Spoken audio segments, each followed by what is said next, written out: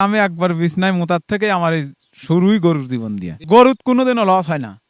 গরুক যদি আপনি আত্মা ছাড়ি দিয়ে খান, গরুক ভালোবাসেন, ও আপনাকে দিয়ে যাবে। যে বলছে গরুর লস, এর জীবনে এটার ধারণা নাই।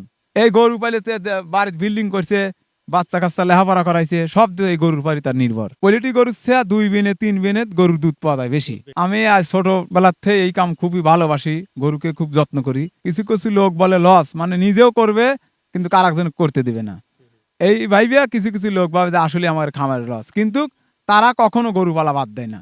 তারা সারা বছর গরু পালতিছে, গরু পালছে, ইনকাম খাইতেছে, দুধি ভাতে খাইতেছে, কিন্তু অন্য কেউ জিগাইলে কয় না গরু লসে আছি, কিন্তু তারপরেও দেখা যাচ্ছে 20টা গরু পালতেছে। নিজে করতে পারলে আরো বেশি লাভবান হবে। একটা লোকের জন্য আপনার 10টা গরু গাভী থা লাগবে, তাহলে ওই লোকের বেতন দিতেও সমস্যা হবে না। কাঁচা ঘাস খাইলে সকাল বিকাল 2 বেলায় আমরা ভুসি খাওয়াই, গরুগুলোর দুধ ঠিক থাকে। গরুগুলো ঘাস একটু কম লাগে, আর ঘাস যতই খাওয়ায় যদি ভুসি না খায় দুধ হবে না। লাগবে। এটা লাগবে, ভুসি ফিট এগুলো লাগবেই। নাম মাত্র খাওয়াচ্ছি স্যার, এইটু খাওয়াইলে আপনার গরুর ঘাসটা ভালো খায়। গাভীর গরুর মুখে দুধ মুখে দুধ এরা ভুল ধারণা। একটা গরুর মুখে দুধ কোনটা বলে? একটা গরুর যদি আপনার 20 লিটার দুধ হয়, যে আমি আবার খাওয়াইছি 20 লিটারই হবে, ওই গরুকে আবার আরো বেশি খাইলে যে 25 লিটার হবে তা হবে না, ওই 20 লিটারই হবে। কিন্তু 20 লিটার ভিতরে যদি আপনি খাওয়া কমায়া দেন, ওই গরুর দুধও কমে যাবে।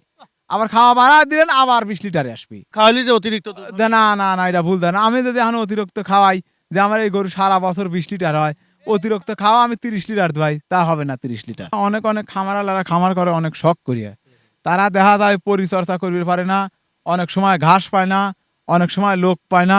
এই কারণে তারা দেখা যায় লস দেখা দেয় তাকে।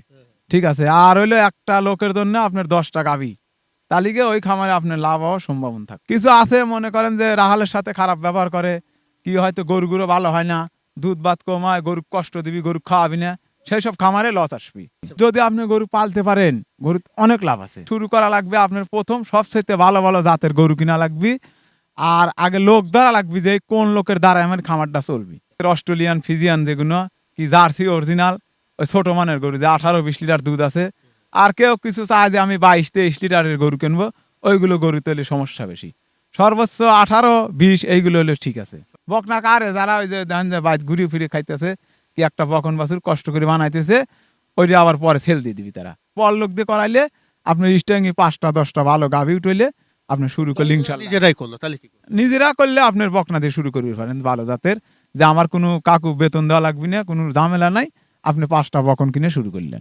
অনেকে অনেকভাবে মন্তব্য করে থাকেন, যদি আপনি নিজের কাজটা নিজে করেন, আমার মনে হয় যে গরু লালন পালন করে লস হওয়ার কোনো কারণ নাই।